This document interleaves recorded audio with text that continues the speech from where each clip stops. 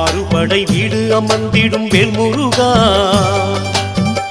ஆதியந்தம் யாவும் கடந்தவன் ஞான வேலா குமரா. செங்கதி வேளா சங்கரி பாலா பள்ளிமயில் மணவாளா, தஞ்சம் என்று உன்னை பணிந்தோம் தென்பழனி வடிவேலா. ஆறுபடை வீடு அமர்ந்திடும் வேல்முருகா, ஆதியந்தம் யாவும் கடந்தவன் ஞான வேலா குமரா. செங்கதி வேளா சங்கரி பாலா வள்ளிமயில் மணவாளா, தஞ்சம் என்று உன்னை பணிந்தோம் தென்பழனி வடிவேலா.